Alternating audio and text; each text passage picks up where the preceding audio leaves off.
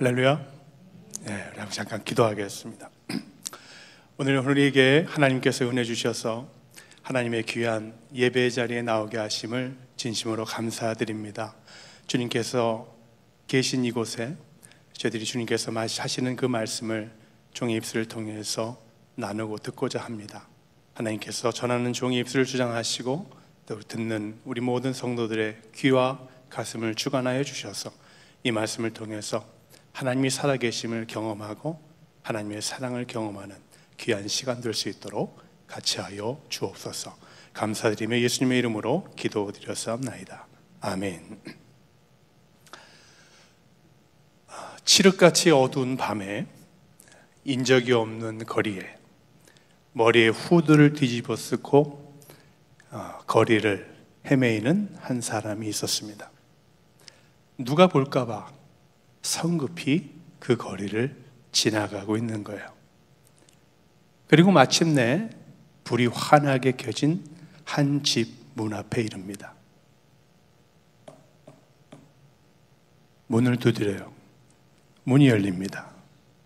그리고 그 후드를 벗어던지니 그 사람이 한 사람이 나타났는데 그 사람이 바로 니고데모라고 하는 사람이에요. 이 니고데모라고 하는 사람은 그냥 보통 일반인이 아니었어요. 당시에 유대 사회에 있어서는 정치 지도자 중에 아주 최고 지도자 중에 한 사람이 바로 이 니고데모라는 사람이었어요. 그 정치 기구는 바로 산헤드린이라고 하는 곳인데 요즘 말로 하면 대법원 또는 국회라고 하는 그런 곳이 바로 이 산헤드린이라는 곳입니다. 바로 이 니고데모라고 하는 사람은 이곳에서 대법관을 지냈고 또 국회의원을 지낸 그런 아주 유명하고 아주 최고 지도자 중에 한 사람이 바로 이 니고데모라는 사람이에요. 그런데 이 니고데모라는 사람은 어떤 사람인고 성경에 봤더니 훗날 예수님이 잡혔을 때 예수님께 사람들에게 예수님의 이야기를 듣기 전까지는 그를 함부로 체포하지 말라라고 변호를 했던 사람이기도 했고, 또 요한복음 19장 말씀을 보면 예수님께서 십자가에 못 박히신 다음에 모략과 침향을 가져다가 예수님의 장례에 참여했던 그런 기록이 성경에 나와 있습니다.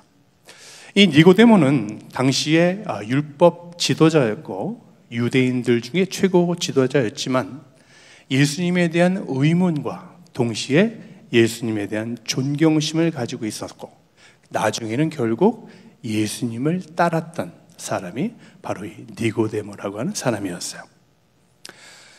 그가 종종 밤에 예수님을 찾아간 것을 가지고 사람들은 보통 결론을 내리길 이 사람이 사회적 명성 때문에 누가 볼까봐 조용히 예수님을 밤에 찾아간 것이다 라고 그렇게 이야기를 하곤 합니다. 그러나 사실 이 요한복음이라고 하는 것은 커다란 주제를 가지고 이야기를 하는데 그 주제는 바로 빛과 어두움이라고 하는 그 주제를 가지고 요한복음을 기술하고 있어요. 즉 니고데모라고 하는 사람을 어떻게 표현한 것이냐 하면은 영적인 밤을 가지고 있던 사람, 영적인 밤 속에 있던 사람이 빛이신 예수님을 찾아온 사람, 그런 모습을 이야기하고 있는 것이 바로 오늘 니고데모 요한복음 3장에 있는 말씀이라고 보면 됩니다.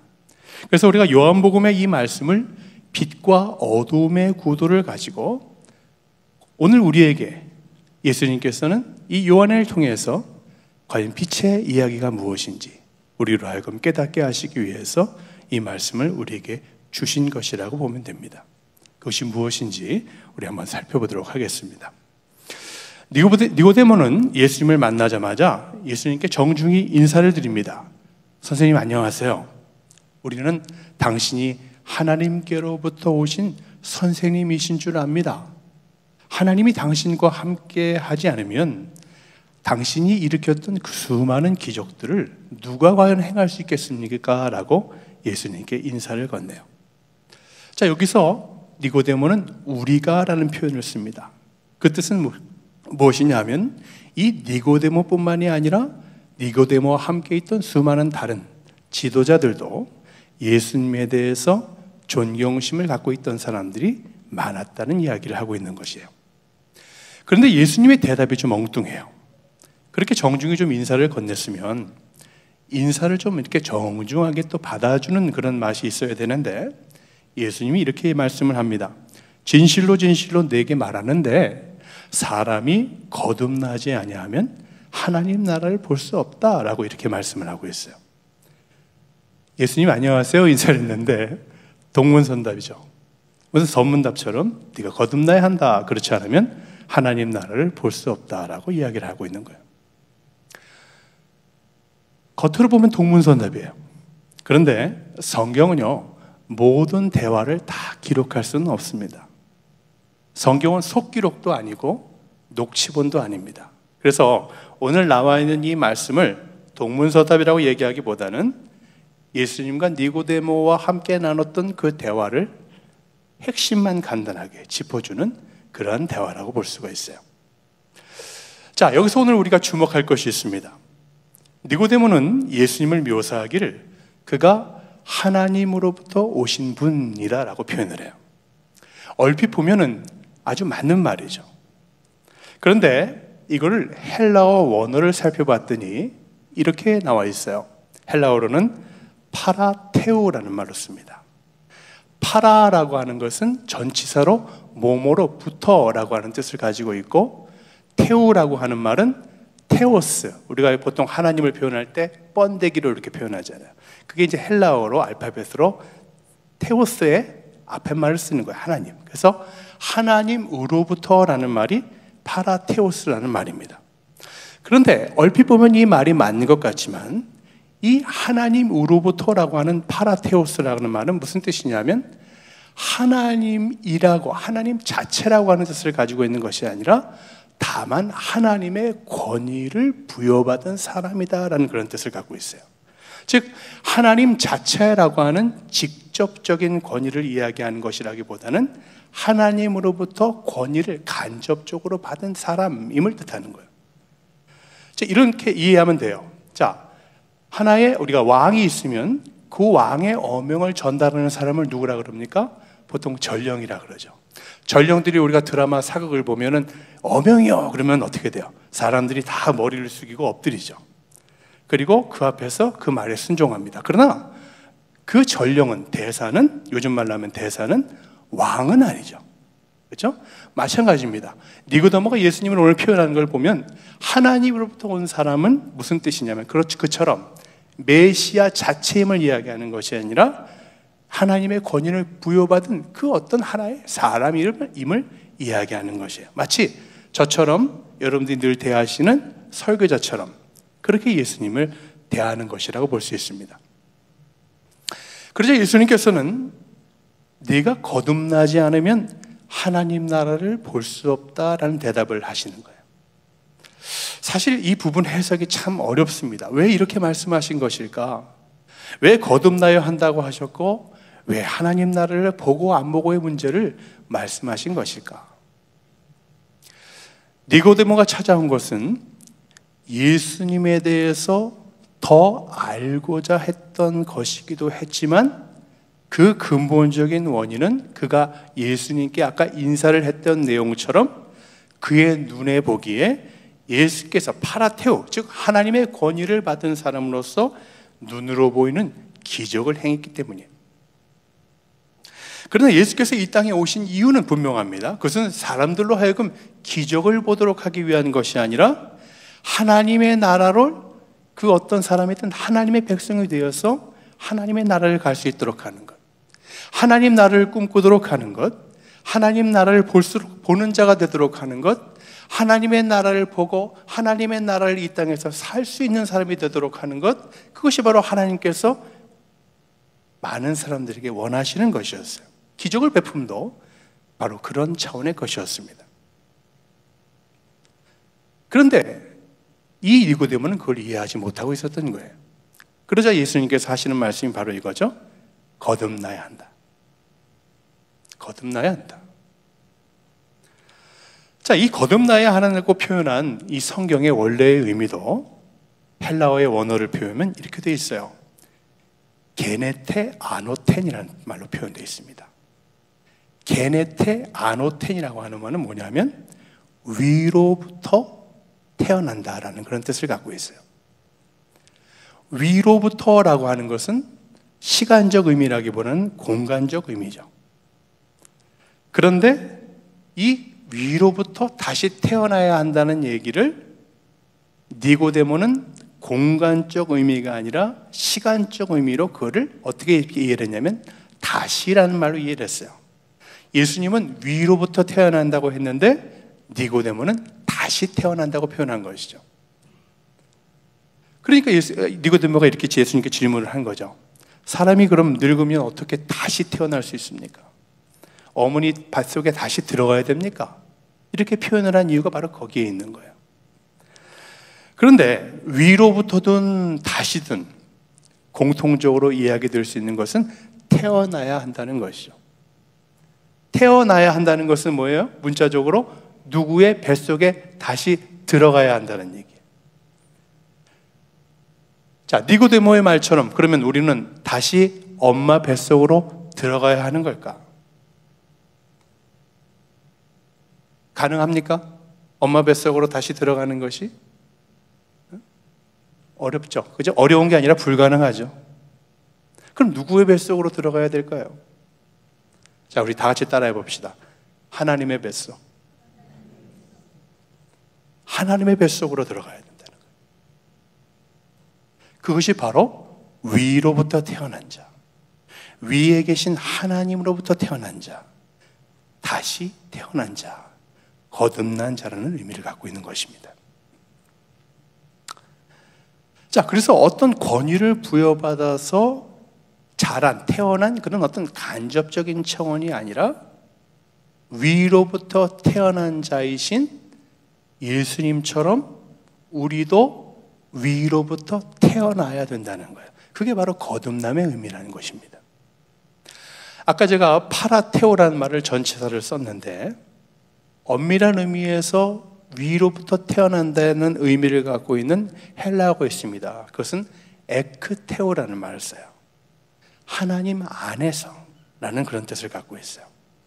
자, 이것은 예수님, 메시아 되신 하나님 안에서 태어나신 그 예수님만을 의미하는 것이 아니라 우리 인간에게도 동등되게 표현되고 있습니다. 성경에서. 자, 요한일서 4장 7절 말씀 보면 우리가 하나님께로부터 났다라고 표현합니다. 그 하나님께로부터 났다라는 표현을 헬라어로 에크테오라는 말을 씁니다. 또 요한복음 1장에 보면 영접하는 자 곧 그 이름을 믿는 자들에게는 하나님의 자녀가 될 권세를 주셨으니 그는 하나님으로부터 났다라고 표현합니다. 그 하나님으로부터 났다라는 표현도 바로 하나님 안에서 에크테오라는 말로 표현이 되는 거예요. 즉 오늘 이 말씀은 무엇이냐면 예수님께서 이렇게 말씀하시는 거예요. 예수님 자체가 하나님께로부터 온 것처럼 하나님의 뱃속에서 태어난 것처럼 진정으로 거듭난 사람이라는 것은 하나님의 뱃속에서 나와 자란 사람이다. 그게 바로 거듭난 사람임을 이야기하고 있는 것입니다. 어떤 기적을 보고 예수님을 믿으니 뭐가 잘 되고 예수님을 믿으니 부하게 되고 예수님을 믿으니 건강하게 되고 뭔가 성공하게 되고 뭔가가 이루어짐을 본다고 해서 그리스도인이 되는 것이 아니라 위로부터 태어나는 하나님의 뱃속에 들어갔다가 나오는 존재, 그 사람이 진정한 그리스도인이라는 얘기예요. 엄마의 뱃속에 들어가면, 엄마의 뱃속에서 태어나면 누구누구 엄마의 아들, 누구누구 엄마의 딸이죠. 그리고 누구누구 엄마의 유전자를 받은 어떤 엄마의 성품을 닮은 그런 아들과 딸이 되는 것입니다. 자, 하나님을 우리가 이야기할 때 성경에서 뭐라고 보통 하나님을 표현합니까? 하나님은 구원자다, 하나님은 거룩하다, 하나님은 진리다, 하나님은 영원하다, 하나님은 영이다, 뭐 이런 여러 가지 말로 표현을 합니다.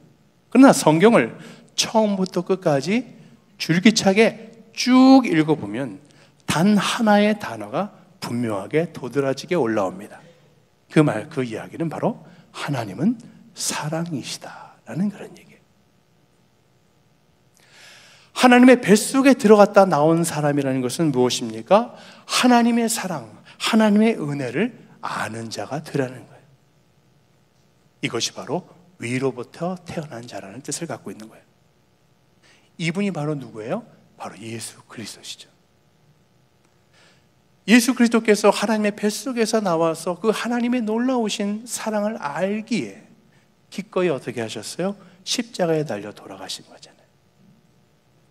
바로 우리가 그리스도인이라고 하는 이름을 갖는다고 하는 것은 바로 이런 예수 그리스도를 내 가슴에 이름표로 달고 단 한 명의 또 하나의 예수로서 이 땅에서 책임 있게 사는 사람들이라는 의미를 이야기하고 있는 것입니다. 우리가 오늘 읽은 5절의 말씀을 보면 이렇게 말씀이 기록되어 있어요. 예수님께서 말씀하시기를 내게 이르노니 사람이 물과 성령으로 나지 아니하면 하나님의 나라에 들어갈 수 없다라고 말씀하고 있어요. 자, 여기서 물이라고 하는 것은 보통은 이렇게 해석합니다. 유대인의 어떤 정결 예식, 또는 최근에는 이것을 우리가 보통 받는 물 세례라고 이렇게 표현을 해요. 유대인에게도 세례와 같은 정결 예식이 있었어요. 기독교에는 세례라고 하는 물 세례가 있죠. 모두가 내가 예수님을 믿기로 고백하며 나아가는 하나의 예식입니다. 그러나 단 한마디로 이렇게 얘기할 수 있어요. 이 땅에서 하나님 앞에 깨끗하게 살고자 하는 하나의 영적인 다짐, 이것이 바로 물이라고 하는 표현을, 그 의미를 이야기하는 것이죠. 근데 예수님께서는 단지 그 물을 이야기하는 것이 아니라 물과 뭐로요? 성령으로 태어나야 된다라고 말씀을 하고 있어요. 성령이 뭡니까? 하나님의 영이죠. 하나님의 영이 무엇입니까? 하나님을 아는, 가장 잘 아는 분이 바로 하나님의 영이죠. 하나님이 사랑이시라면 그 사랑을 가장 잘 아는 분이 하나님의 영, 성령이라는 그런 얘기입니다. 즉 하나님 앞에서 거듭난다고 하는 것은 이 하나님의 사랑을 진정으로 아는 하나님의 뱃속으로부터 태어난 사람, 이 사람이 바로 거듭난 사람이라는 것을 이야기하고 있는 거예요. 하나님의 유전자, 하나님의 그 사랑의 유전자를 가지고 태어난 사람, 이 사람이 바로 하나님의 거듭난 사람이라는 얘기입니다. 이렇게 하나님께로부터 거듭난 사람은 우리가 보통 성경의 시편의 말씀처럼 독사골에 어린이가 손 놓고 장난쳐도 물지 않는 그런 나라에서 살 수 있는 사람, 사자와 양이 함께 뛰노는 그런 평화롭게 살 수 있는 그런 사랑의 사람, 그런 사람이 될 수 있다는 그런 얘기를 하고 있는 거예요. 우리 감리교회 그 창시자 중에 창시자가 바로 존 웨슬리라고 하는데, 이분이 1738년에 5월 24일 날 올더스게이트라고 하는 곳에서 영적인 체험을 하면서 그의 삶이 완전히 뒤바뀝니다. 근데 이 체험이 어디에서 나왔냐면 당시에 로마서 1장 17절, 오직 의인은 믿음으로 말미암아 산다라고 하는 이 말씀에 관한 설명을 들을 때에 그의 마음이 이상하게 뜨거워졌다라는 표현으로 표현될 수 있을 정도로 그렇게 마음이, 온 정신이 완전히 뒤집어지는 역사가 일어납니다.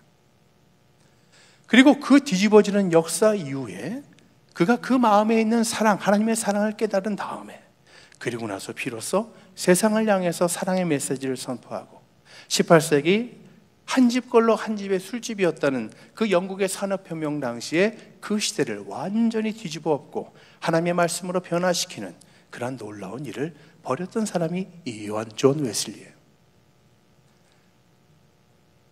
존 웨슬리를 굳이 이야기하지 않아도 우리가 신앙생활을 하면서 영적인 체험을 하면요, 새로운 눈이 생깁니다. 보통 기도원에 가서 열심히 기도를 하고 또는 수련회 가서 은혜를 체험하면요, 나도 모르게 갑자기 어떻게 변하게 되냐면 사람이 그렇게 사랑스러워 보여요. 이전에는 그 마음이 그렇지 않았는데 하나님의 사랑을 깨닫고 그 말씀의 능력을 깨닫게 되면 내 눈이 갑자기 변해요. 내 마음이 변해요. 갑자기 세상에 있는 사람들이 그렇게 사랑스러워 보일 수가 없어요. 내한테 원수가 됐던 사람도 아유, 내가 저 사람 용서해야지, 그런 마음으로 바뀝니다. 순식간에 변해요. 어떻게 변하는지 알 수가 없어요. 그래서 예수께서 그렇게 말씀하신 거예요. 바람이 임의로 불매 내가 그 소리를 들어도 어디서 와서 어디로 가는지 알지 못하나니 성령으로 난 사람도 다 이러하니라, 이런 말씀을 하신 거죠. 성령으로 난 사람도 그렇게 바람처럼 어떻게 내가 변화되었는지 모르게 그렇게 변화되어진다는 얘기를 하고 있는 거죠. 다 같이 따라해 봅시다. 하나님의 뱃속을 경험해야 한다. 하나님의 은혜가 얼마나 깊고 얼마나 높고 얼마나 넓고 얼마나 충만하심을 우리가 알아야 하는데, 그것을 알려면 가장 중요한 것이 있습니다. 그것은 뭐냐면 내가 얼마나 큰 죄인임을 알아야 한다는 얘기예요. 니고데모와 같이 얼마나 깊은 영적의 밤 가운데 있는, 그 깊은 밤 가운데 있는 이 니고데모와 같이 하나님의 사랑과 은혜를 모르고 사는지를 깨닫는 데서 비로소 거기서 하나님의 말씀하신 거듭남이 시작된다는 얘기예요. 오늘 이것을 주님은 우리에게 깨달으라고 우리에게 이 말씀을 허락해 주시는 것입니다. 하나님의 사랑과 은혜를 모르면 내 죄를 탕감해 주신 그 크신 은혜의 값을 모르기에, 이 은혜가 얼마나 값비싼지를 모르기에 우리가 다른 사람을 사랑해낼 수가 없다는 얘기예요. 하나님의 그 사랑을 모르면 내가 감사할 수도 없습니다. 내가 만족할 수도 없습니다. 나는 늘 부족하다 생각합니다. 늘 불만입니다. 그 은혜와 사랑으로 만족할 수 없기 때문에 때로는 타인을 짓밟기도 하고 이익을 취하기에 급급할 수밖에 없습니다. 우리 보통 설교를 듣다 보면 목사님들이 말씀하실 때 이웃 사랑하십시오, 이웃 사랑해야 합니다, 이렇게 말씀을 하는 얘기를 종종 듣죠. 근데 이웃 사랑이 내 마음대로 됩니까? 사랑해야만 한다고 배운다고 이웃을 내 옆에 있는 원수가 사랑이 됩니까? 사랑해보라고 해서 실천한다고 사랑해지지가 않습니다. 사랑의 원천인 하나님의 영을 받고 내가 얼마나 죄인인데 나 같은 것들을 사랑하시나, 내가 얼마나 죄인인데 감히 나 같은 사람을 어떻게 하나님이 사랑하실 수 있을까? 나는 안 되는 사람인데 어떻게 나를 이토록 사랑하시나? 이걸 깨달을 때 내가 누군가를 사랑할 수 있다는 그런 얘기예요. 찬양 가운데 이런 찬양이 있습니다. 예수님 날 위해 죽으셨네, 왜 날 사랑하나, 겸손히 십자가 지시었네, 왜 날 사랑하나, 손과 발 날 위해 지키셨네, 왜 날 사랑하나, 고난을 당하여 구원했네, 왜 날 사랑하나, 왜 날 사랑하나,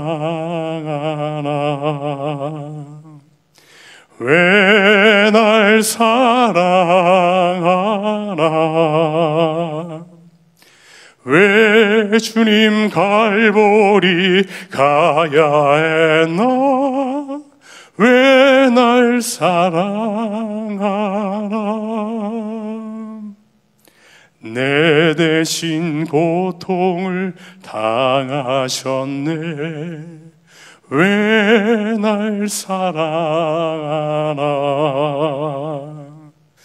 죄 용서 받을 수 없었는데 왜 날 사랑하나, 왜 날 사랑하나, 왜 날 사랑하나, 왜 주님 갈보리 가야 했나, 왜 날 사랑하나.